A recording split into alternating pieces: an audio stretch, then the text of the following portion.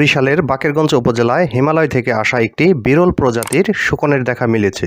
শকুনটি গত রবিবার ১ ডিসেম্বর দাড়িয়াল ইউনিয়নের দাড়িয়াল এলাকার মুদি দোকানদার সুলাইমানের বাড়িতে ঘরের চালের ওপর দেখা যায়। জানা যায়, হিমালয় থেকে আসা শকুনটি অসুস্থ অবস্থায় সুলাইমানের বাড়ির ঘরের চালে এসে বসে। পরে বাড়ির লোকজন শকুনটি দেখতে পেয়ে সুলাইমানকে খবর দিলে সুলাইমান এসে আরও অন্য দু একজনের সহযোগিতায় শকুনটি ঘরের চালের উপর থেকে উদ্ধার করেন সুলাইমান। শকুনটির উচ্চতা প্রায় ২ ফুট এবং পাখা মেললে তার দৈর্ঘ্য প্রায় ১০ ফুট এবং ওজনও প্রায় ১০ কেজি। এ বিষয়ে সুলাইমান বলেন, আমি শকুনটি উদ্ধার করেই বন বিভাগে খবর দিয়েছি। বর্তমানে আমার থাকার ঘরের পাশেই ছোট্ট একটি কাঠের ঘরে শকুনটি প্রায় ১ সপ্তাহ যাবৎ লালন পালন করে আসছি আমি। শকুনটিকে প্রতিদিনই একটি করে মুরগি খেতে দিতে হচ্ছে, আর এজন্য বন বিভাগের কর্মকর্তারাই এর খরচ বহন করছেন। শকুনটি আগের তুলনায় এখন প্রায় অনেকটাই সুস্থ হয়ে উঠেছে। তবে শকুনটি সম্পূর্ণরূপে সুস্থ হয়ে উঠলেই বন বিভাগের কর্মকর্তারা এটিকে ভালো একটি সুন্দর পরিবেশে অবমুক্ত করবেন বলে জানিয়েছেন। ২টার দিকে আমার বাসা টিনের উপরে পড়ছে।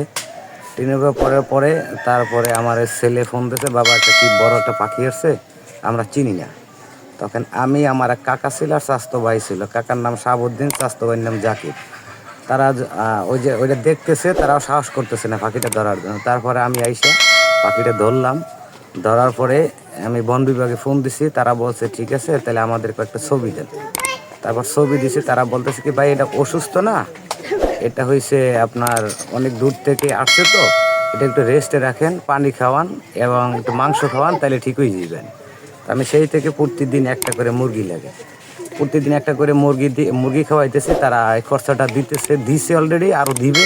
বেশি আপনি খাওয়ান, আমরা যখন ওটা সুস্থ হবে তখন আমরা এসে ওটা মুক্ত করে দেবো। এ সময় শকুনটির খবর এলাকায় ছড়িয়ে পড়লে শকুনটি দেখতে উৎসুক জনতা সুলাইমানের বাড়িতে এসে ভিড় জমায়। প্রতিদিনই উদ্ধারকৃত শকুনটি দেখতে বিভিন্ন এলাকা থেকে প্রায় শত শত মানুষ আসেন সুলাইমানের বাড়িতে। এ বিষয়ে উপজেলা বন বিভাগের কর্মকর্তা বলেন, শকুনটি সম্পূর্ণরূপে সুস্থ হয়ে উঠলেই ভালো একটি সুন্দর পরিবেশে অবমুক্ত করে দেওয়া হবে। উড়ে আসছে, আস্তে আস্তে ক্লান্ত হইয়া ওখানে পড়ে গেছে।